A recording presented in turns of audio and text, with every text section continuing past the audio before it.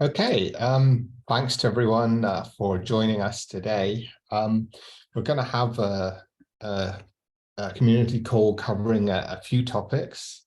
The first thing to kind of go over is just a quick recap from me of the recent HPC containers workshop at the ISC conference that happened in Hamburg. Now, we're lucky enough to get invited there to present a brief update about Singularity. So I was able to talk quickly, very quickly, to these slides, basically just kind of giving an update on what's happened with the last release of Singularity and where we're going on to 4.0. This is stuff we've kind of covered in these calls over the past months since the 3.11 release, so I won't dwell on those slides. I thought that it would be nice to just jump over to the agenda and highlight some of the things which were talked about other than Singularity in this workshop. So just do that a second. We had a number of very short few-minute runtime updates. So as well as Singularity, the Podman, Saurus, and Charlie Count projects also presented their work. It's kind of interesting that we see kind of parallels now with the runtimes going towards more rootless behavior, more friendly behavior, bringing OCI images to HPC. And that, running HPC containers is now sort of a day in, day out thing across various runtimes. So we're all now kind of exploring different integrations in terms of HPC specifics, maybe making it easier to use MPI, or fitting in with the broader OCI ecosystem. So being able to scan containers, being able to push up to OCI registries, things like that, all these kind of topics came up.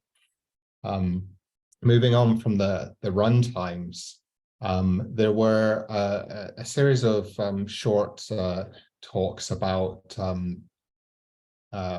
projects and tools that kind of fit in the area. Snapshot was mentioned using Memverge's technology. There are various ways of trying to pause and resume containers. Memverge have a certain way of doing this. And the second talk here was quite interesting. Valentin from Red Hat gave an introduction to the Z standard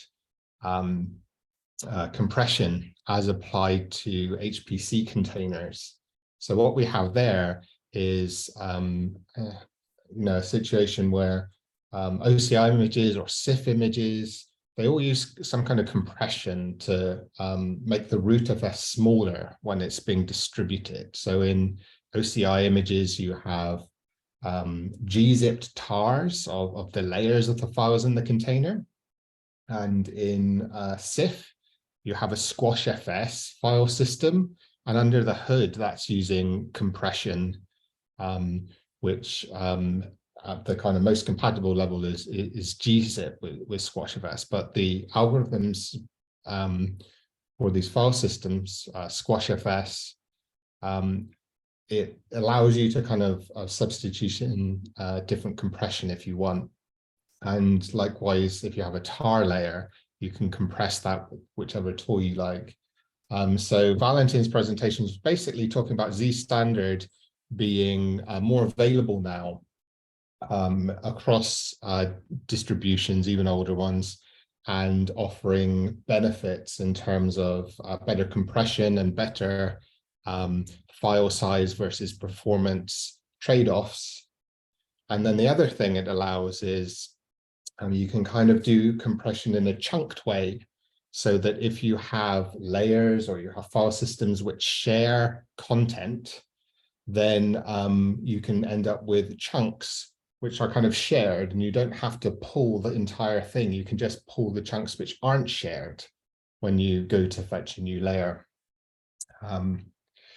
There was also a bunch of talks covering how really the container runtimes and these technologies are being used in industry and big HPC sites. So got to hear a bit about some industry usage, which often doesn't come up very regularly in these types of things. So that was nice to hear. There's often in industry, it seems, more concern about sort of locking down runtimes, restricting things, turning off user namespaces, disabling functionality. So that's kind of an interesting thing to pursue in future as we look towards 4.0 and we see how the new OCI mode moves towards working rootless with Fuse and so on. But that's kind of just a bit of a taster of what was discussed there. I'm hoping that the slides and things will be public. I'm not sure that they'll be made public, but they're in the ISC systems and so on. So fingers crossed, they will become public, and make sure that the links are shared out.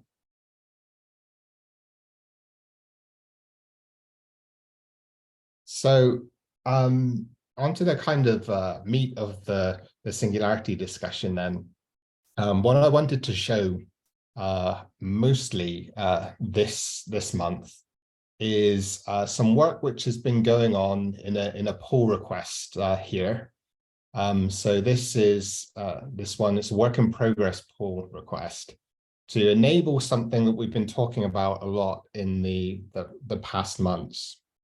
In Singularity 4.0, we've said we have an OCI runtime, and we're going to allow execution of native OCI images without translating them into a Singularity format.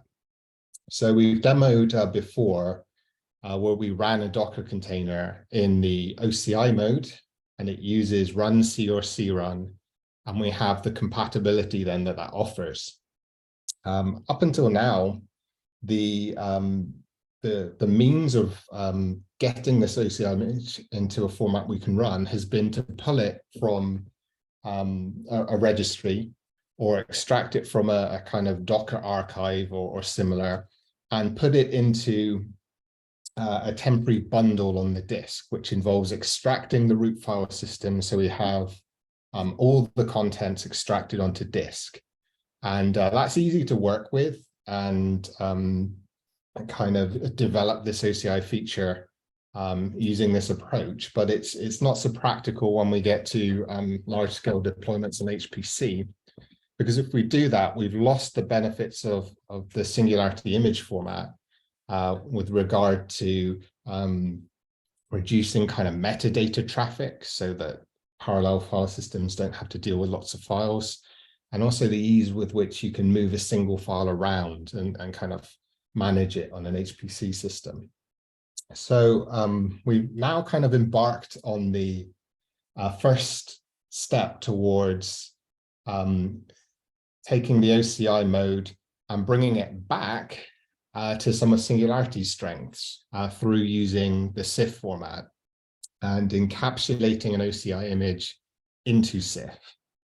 And this is sort of built on work which has been going on in other places. So the Sylabs CIF repository has a branch where Adam and Adrian, who are on the call, have been working heavily to kind of define the formats which these OCI CIF image will take, and kind of the basic way that they're constructed and held in a CIF file. So we've got the work in progress branch to then make use of some of this work that's ongoing, so we can start integrating it with Singularity and show how it works. So I'll switch across to a terminal window, and hopefully you can see this. Please shout out or anything if you can, or you have any questions. But what I have in this directory are 3 CIF files now. And the first one, the locale latest, is a standard CIF image. So we can run it with Singularity Run, and we can look at what's in this CIF file with Singularity CIF list. And we see that if we look at Singularity CIF list, we have inside a number of descriptors or partitions. The CIF actually contains the definition file, and then it contains, metadata about the image in 2 generic JSON sections. And then finally, we've got the squashfs image, which is actually the container file system. Now, when you build a container CIF image with Singularity, and you start from a Docker source, in this case, up on Docker Hub, we take the tar layers and we translate them into a squashfs file system.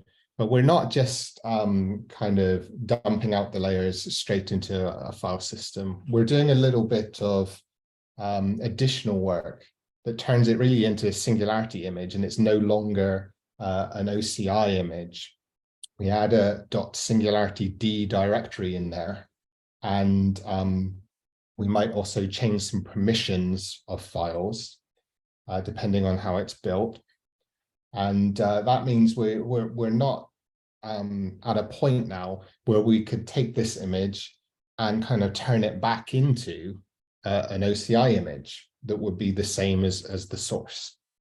So this has sort of always meant that for people who are working in the OCI world mainly, Singularity CIF images and the corresponding sort of bare squashfs images or other formats that some other runtimes use, they're a bit of a dead end. You kind of pull things down into them to run them, and then you can use them with the runtime that you did that with. But you're then kind of stuck. You can't take that easily and bring it across to a different runtime. You can't easily share it as an OCI image, push it back up into a registry somewhere else. You can't do those things. It's a Singularity format now, and it's great for running on HPC, but we might not be able to take it and do things in the kind of OCI world with it. I've got another CIF file now, which if I Singularity CIF list it, OCI one, we'll see it has quite a different structure. This is currently kind of constructed with some work in progress code and a bit of manual work. But this is the format that the Singularity OCI CIF branch, which we're kind of developing, is working with at present. And what you see here is that rather than having kind of a definition file and a Singularity specific config and a Singularity specific root file system in a squashfs, we have 3 things, and they're all marked OCI blob. So it gives us a hint that these are genuine OCI things. And then we've got different types on them. So the first thing to note is that 2 of these say OCI, right? So these are exactly the OCI media types, the things which you would have in a Docker image you pull down from a registry. You would have an image manifest, which lists the layers which make up the image. And you would have an image config, which is describing some things about how the image should be run. The top one here says Sylabs on it. So we've got VND Sylabs.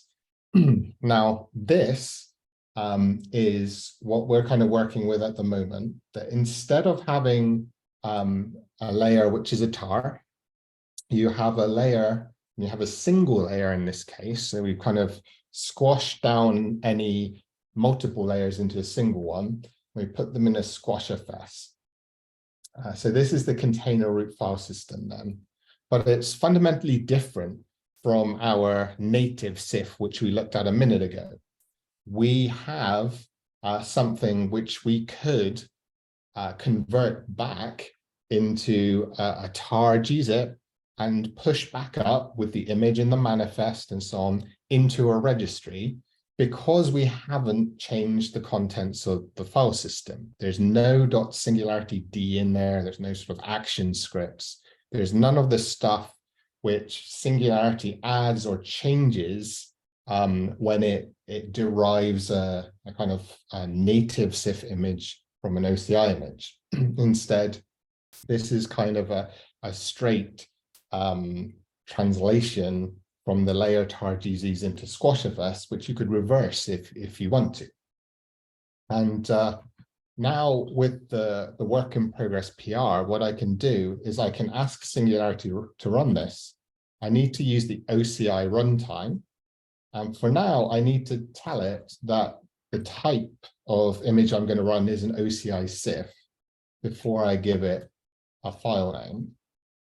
But when I press enter, we get the exact same behavior as we did before, except this time there's been no sort of translation into a Singularity format. What we've got is something here which is started in Docker Hub.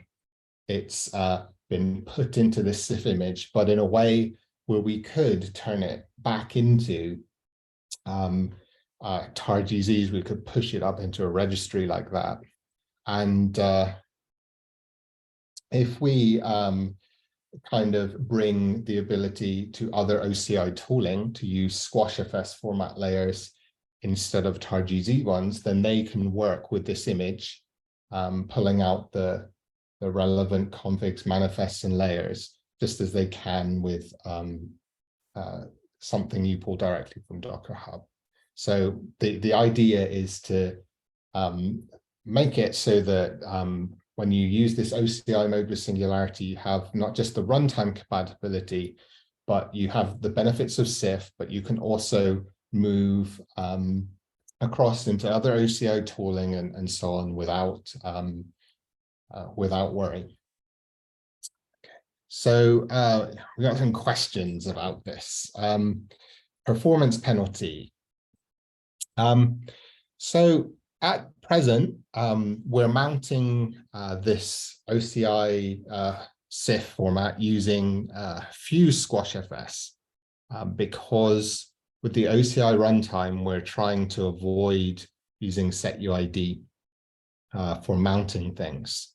The Fuse squashfs, there is a version which is multi-threaded, and some others have looked at performance of that and found there's very little penalty versus doing kernel mounts, which is what you would have today with the sort of native Singularity images, which use a squashfs internally.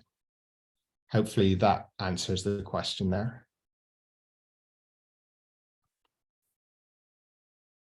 Any other kind of questions or any comments about what I've shown? I don't know whether Adam or Adrian want to jump in and correct me on anything. They've done a lot of the work which actually this functionality sits on out in the SIF repository. I guess maybe to just add a little bit to the why do this. So obviously right now we have SIF in version 3 of Singularity that performs quite well, is being used across the world successfully in HPC. So why do this? I think DT, you kind of alluded to it, that at the moment, sort of there's a bunch of different runtimes present in HPC, and once you get in one of those ecosystems, you're somewhat locked into them. Sharing images between them is difficult. So if you want to go from a SIF image and run it with SARS, for example, it's tough. You have to kind of hack the image to work, or you have to go back and find an original Docker image if that's what you started with.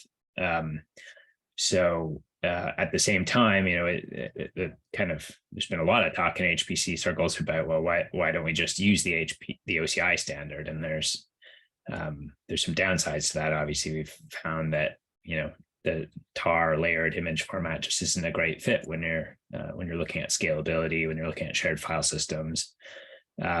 And just the simplicity, you know, for SIF, I know we've heard from users that that's quite a big benefit, just having a file they can move around to the right system and then run it. The simplicity of that is appealing. So I guess what we're attempting to do here is kind of keep all those advantages, you know, that we have in HPC, great performance across, you know, a variety of situations, but and I come up with, you know, the OCI equivalent of that and try and merge the two worlds. So you know, the end state that we have in mind here is that you'll really be able to collaborate much easier between, you know, using different tools, using different container runtimes even, but maintain kind of an HPC native image format.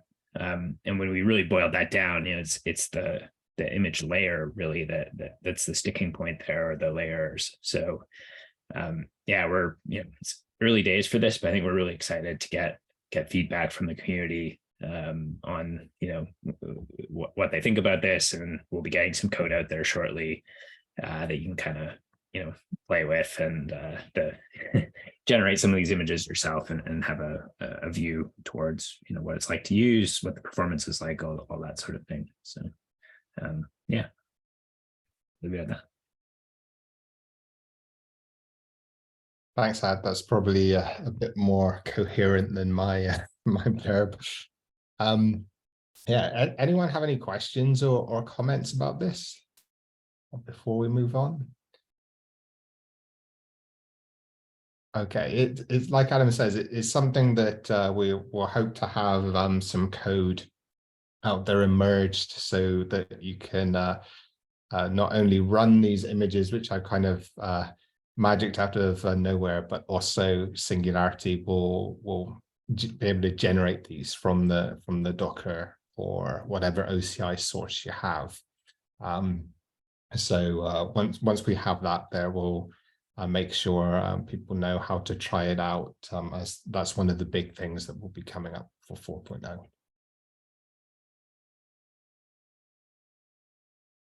Okay, so moving on then, if I jump across to give a quick overview of other development that's been going on, if we go to the changelog on the main branch, we have much of the stuff we've covered before, but if we look at a few points, they've changed here. So Omer, who's on the call, has been working quite heavily on support for overlays.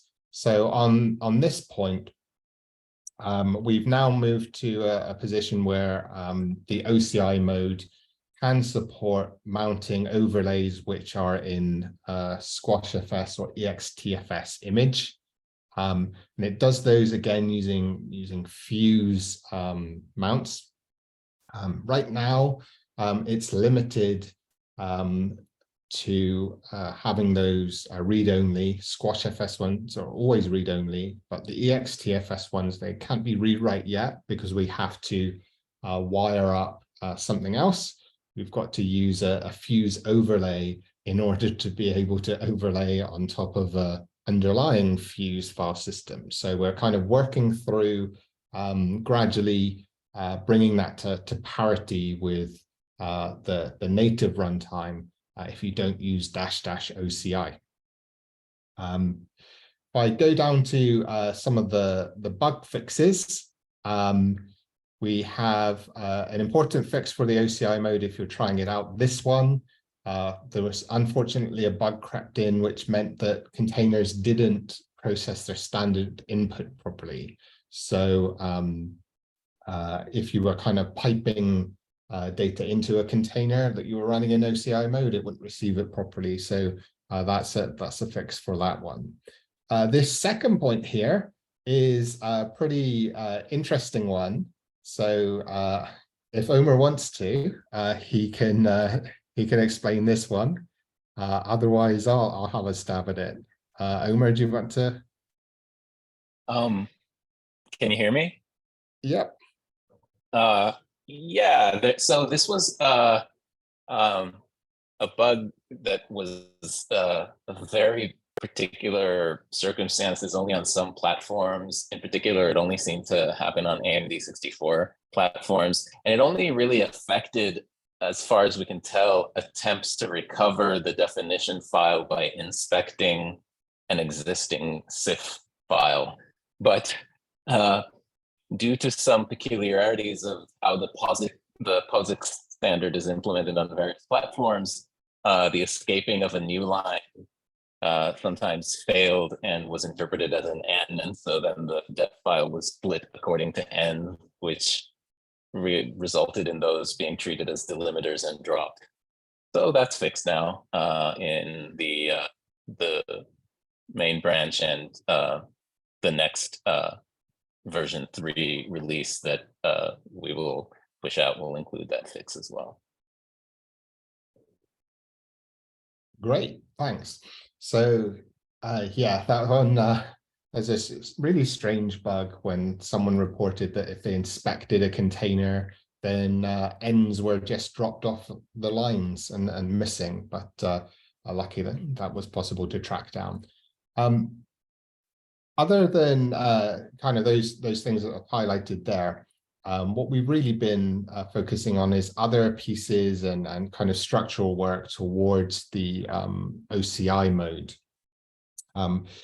We will have a period now of over the next couple of weeks, also circling back on some bug fixes and getting those merged into the code base. So I expect there will be a 3.11.4 release of the stable branch in around sort of like two or so weeks, bringing some of those fixes into a release, and then obviously that will roll through to Apple packages and other distributions that package from our source, as well as being available as RPMs and debs on our releases page. I should probably note at this point, while I'm talking about releases, that we've also now dropped packaging for Ubuntu 18.04, because that's finally, after one change of date, gone end of life for mainstream support. So that's no longer a distribution that is supported for SingularityCE. Okay, hopefully showing you some interesting stuff with the OCI CIF work and so on. We can open it up now. Any general topics or any discussion, any questions at all? There's features you're interested in, or there's something you want to comment on, please don't be shy.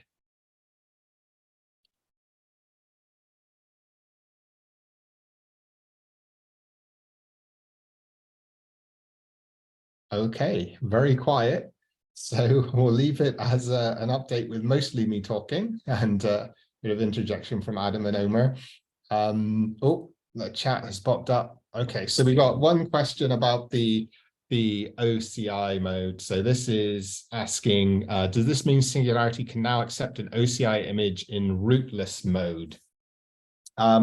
So yeah, so the OCI mode, when I did Singularity run --OCI, and I provided it with this new CIF format, or if I'd provided it with a docker // URI, this is rootless.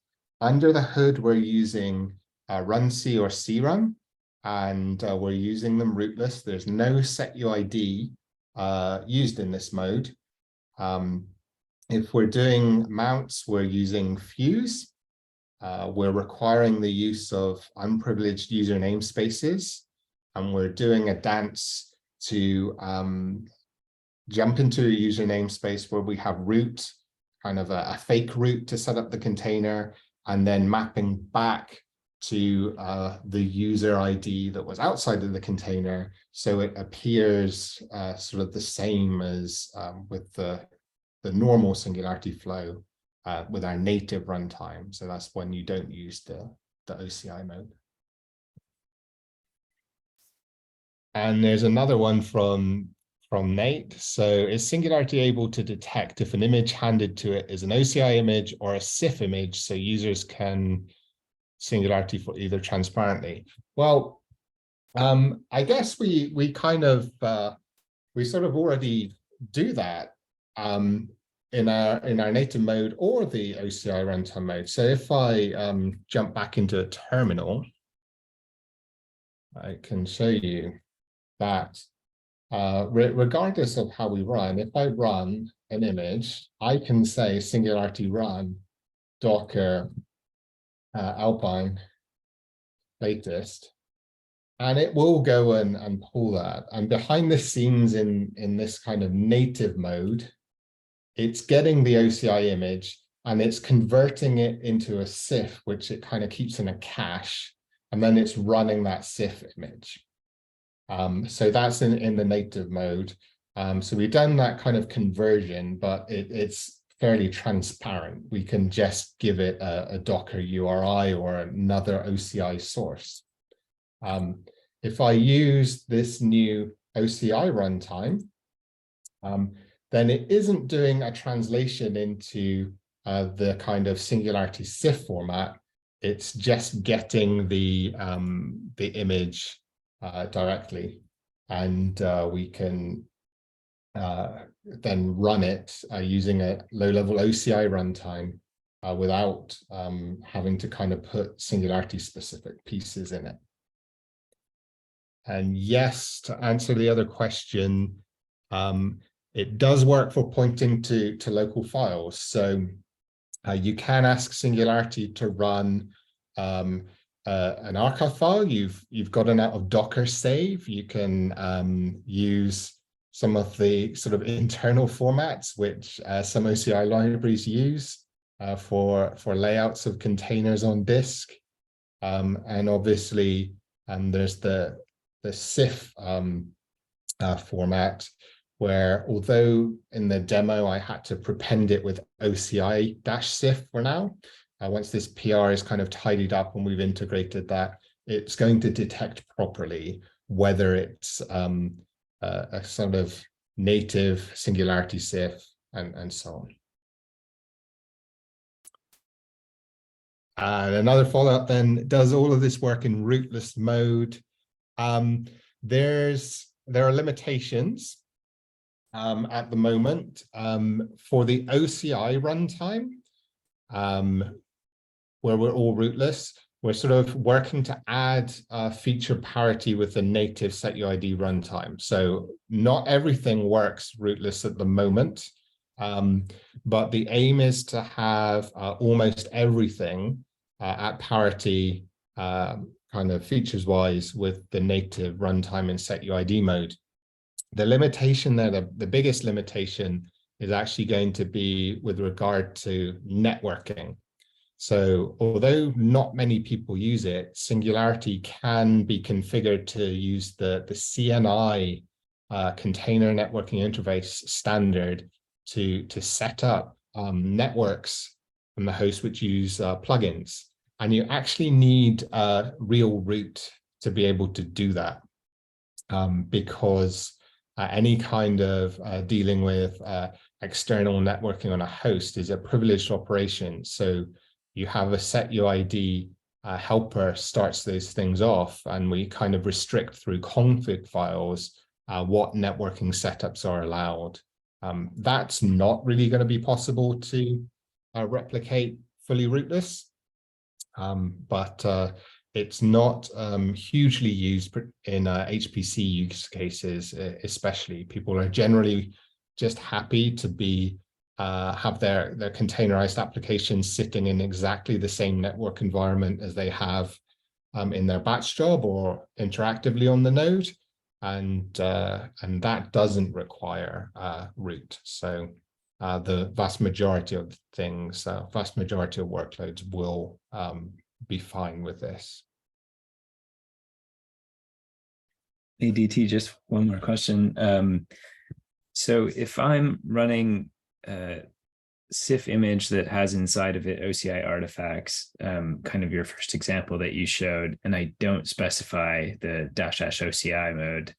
I take it right now that tries to use the kind of traditional Singularity runtime, but when you say it'll auto detect that in the future, will it also kind of choose the appropriate runtime under the hood, like run C for OCI packed in SIF, or the Singularity kind of traditional runtime if it's a normal SIF image that we build today?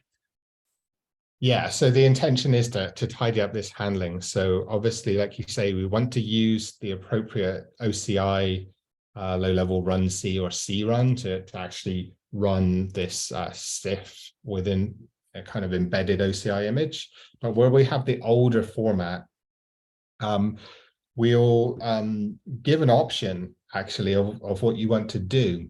So for sort of maximum compatibility, might want to continue to use the existing Singularity runtime, the native runtime, and we'll have the ability to set it so that containers which are SIF, but they're not the new OCI SIF, they're the older kind of Singularity SIF, will run under that existing runtime, which has been around for a long time, and we'll continue to support that.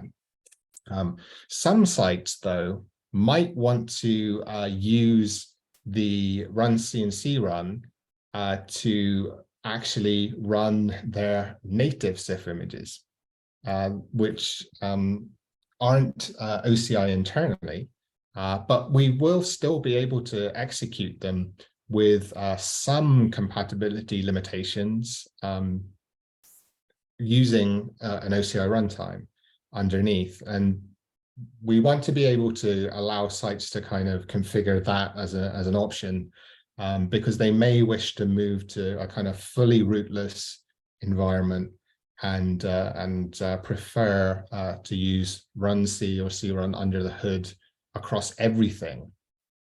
So that will be a site-specific option in the config, but we'll tidy it up so that it's intuitive and basically generally kind of works as you might expect it to.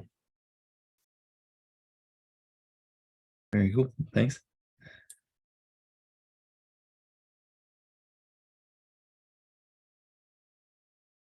Okay, and any other questions? All right. Well, we'll hand back the rest of the hour.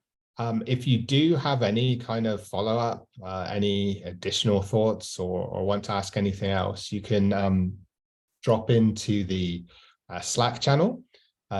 We also have a mailing list or Google group that's available. But possibly the best place is now GitHub discussions. So for the content of this call, we've got a thread. So please jump on there and post any comments or questions, and we'll be happy to discuss further what we've talked about here today. Thanks for joining us, and hope to see you next month.